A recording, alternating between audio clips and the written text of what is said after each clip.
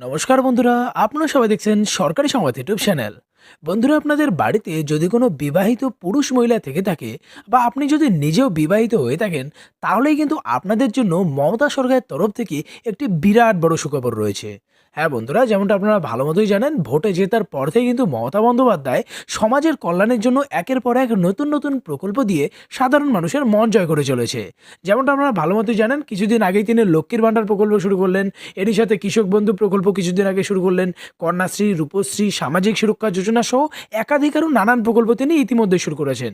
তো বন্ধুরা, এবারে তিনি বিবাহিত পুরুষ মহিলাদের জন্য একটা নতুন প্রকল্প শুরু করলেন, যেটাতে যদি বাড়ির প্রধান কর্তা আবেদন করেন, তাহলে কিন্তু তাদের ব্যাংকের অ্যাকাউন্টে এককালীন 30,000 টাকা করে আর্থিক সাহায্য করা হবে। তো বন্ধুরা দেখুন, এই বিষয়ে এখানে হেডলাইনে বড় বড় করে বলা হয়েছে যে সারা রাজ্য জুড়ে চালু হলো একটি নতুন প্রকল্প। বিয়ে করে থাকলেই আপনি পাবেন 30,000 টাকা। কিভাবে আবেদন করবেন, কি কি ডকুমেন্টস বা কাগজপত্র লাগবে, অফলাইন না অনলাইনে আবেদন করতে হবে, এই সব কিছু আপনাদের জানিয়ে দেবো। তবে তার আগে বন্ধুরা, যদি আপনারাও এই 30,000 টাকা সরাসরি আপনাদের ব্যাংক অ্যাকাউন্টে পেতে চান, তাহলে কিন্তু সবার প্রথমে এই ভিডিওটিকে একটি লাইক করে দেবেন।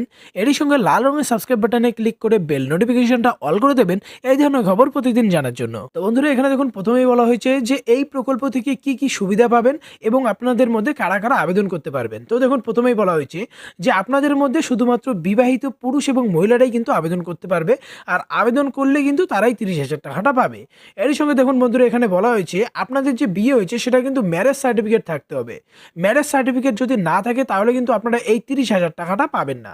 এরই সঙ্গে বন্ধুরা বলা হয়েছে স্বামী এবং স্ত্রীর মধ্যে যে কোনো একজনই আবেদন করতে পারবে।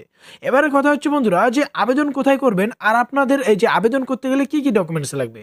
দেখুন, পরিষ্কার করে বলা হয়েছে আপনার যেটা ডকুমেন্টস লাগবে সেটা হচ্ছে ম্যারেজ সার্টিফিকেট, ব্যাংক অ্যাকাউন্টের জয়েন্ট অ্যাকাউন্ট থাকতে হবে ব্যাংকের। তো ব্যাংক অ্যাকাউন্টের জেরক্স কপি লাগবে, আধার কার্ড লাগবে, ভোটার কার্ড, প্যান কার্ড, জাতিগত শংসাপত্র। এবারে কথা হচ্ছে অনলাইন না অফলাইনে আবেদন করবেন আর কিভাবে আবেদন করবেন। দেখুন, বলা হয়েছে যে আবেদন প্রক্রিয়াটা মূলত অফলাইনেই আছে। উপযুক্ত ডকুমেন্টস মানে উপরের সমস্ত ডকুমেন্টস নিয়ে আপনাকে বিডিও অফিস বা এসডিও অফিস বা প্রজেক্ট অফিসারের ডিস্ট্রিক্ট ওয়েলফেয়ার অফিসারের সঙ্গে আপনার যোগাযোগ করতে হবে। সেখানেই আপনি এই আবেদনপত্রটা পেয়ে যাবেন, আর একবার ভেরিফাই হয়ে যাওয়ার পর কিছুদিনের মধ্যে আপনাদের ব্যাংক অ্যাকাউন্টে টাকাটা পাঠিয়ে দেওয়া হবে।